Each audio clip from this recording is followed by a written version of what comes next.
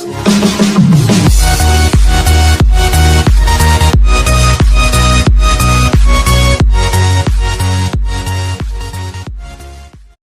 Friends, ఈ video చూసే ముందు మా ఛానల్ని సబ్స్క్రైబ్ చేసుకోవడం ద్వారా మా లేటెస్ట్ వీడియోస్ని మీ మెయిల్కి నోటిఫికేషన్ ద్వారా పొందగలరు. మీ చర్మం నల్లగా ఉందని బాధపడుతున్నారా? మీ అందంతో అందరినీ అట్రాక్ట్ చేయాలనుకుంటున్నారా? బ్యూటిఫుల్ స్కిన్ కోసం ప్రయత్నిస్తున్నారా? అయితే దానిమ్మకాయతో టెస్ట్ చేసి చూడండి. పెరుగుతున్న పొల్యూషన్ మధ్య జీవిస్తున్న వారి సంఖ్య ఎక్కువైతున్న ఈ రోజుల్లో స్కిన్ డిసీజ్లు చాలామందిని వేధిస్తున్నాయి. పొల్యూషన్ నుండి తమ అందమైన స్కిన్ను కాపాడుకోవడానికి ముఖాలను కవర్ చేసుకొని బయట తిరగాల్సిన పరిస్థితి వచ్చింది. ఈ సమస్య నుండి దూరం కావడానికి దానిమ్మకాయ మంచి మందుగా పనిచేస్తుందని చెప్తున్నారు డాక్టర్లు. ఫ్రూట్ ఆఫ్ పారడైజ్గా పిలిచే దానిమ్మకాయ ఇరాన్లో పుట్టింది. రెడ్ కలర్లో ఉండే దానిమ్మ సీడ్స్ను చాలా సాంప్రదాయాలలో సింబల్ ఆఫ్ ప్రాస్పరిటీ అండ్ ఫర్టిలిటీగా కొలుస్తారు. దానిమ్మ టేస్ట్ బాగుండడమే కాకుండా ఆరోగ్యానికి కూడా చాలా మంచిది. బ్లడ్ ఫ్లోను పెంచి హార్ట్ అటాక్ రాకుండా చేస్తుంది. బ్లడ్ ప్రెషర్ను కూడా తగ్గిస్తుంది.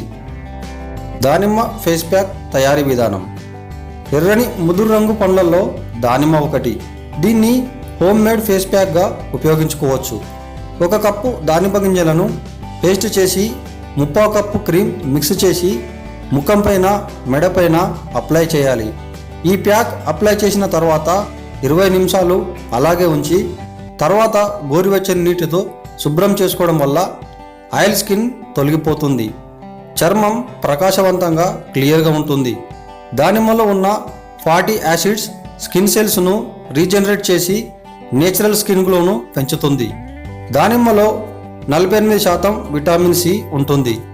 విటమిన్ సిలో ఉండే ప్రోటీన్స్ స్కిన్ ఎలాస్టిసిటీని తగ్గించి స్కిన్ బయటి లేయర్ అయిన ధర్మిస్ను కాపాడుతుంది.